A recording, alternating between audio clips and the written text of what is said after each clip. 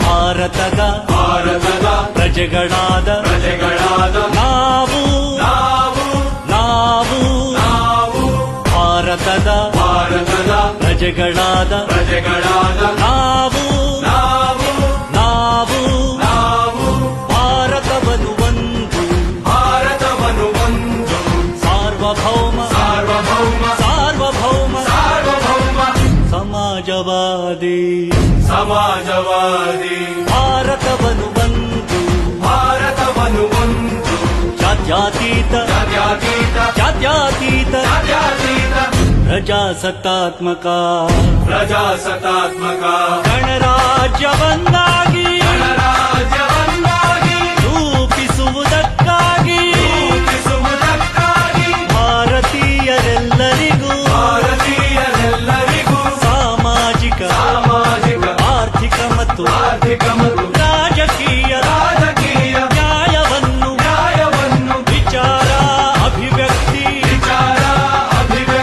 ನಂಬಿಕೆ ಧರ್ಮ ಮತ್ತು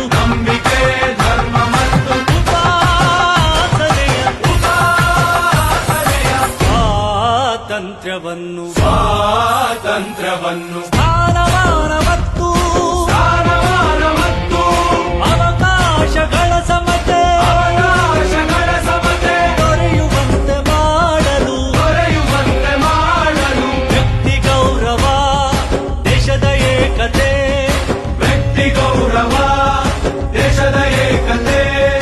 ಸಮಗ್ರತೆಗಾಗಿ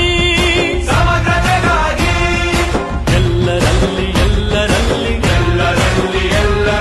ಭ್ರಾತೃತ್ವ ಭಾವವನ್ನು ಮೂಡಿಸುವುದಕ್ಕಾಗಿ ದೃಢ ಸಂಕಲ್ಪ ಮಾಡಿ ನಮ್ಮ ಸಂವಿಧಾನ ಸಭೆಯಲ್ಲಿ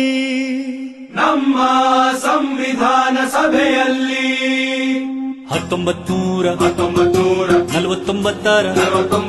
ನವೆಂಬರ್ ತಿಂಗಳ 26ನೇ ದಿನ ಈ ಸಂವಿಧಾನವನ್ನು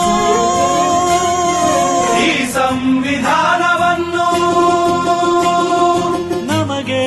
ನಾವೇ ಅರ್ಪಿಸಿಕೊಂಡು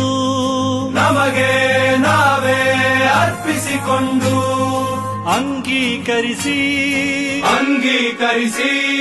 ಶಾಸನವಾಗಿ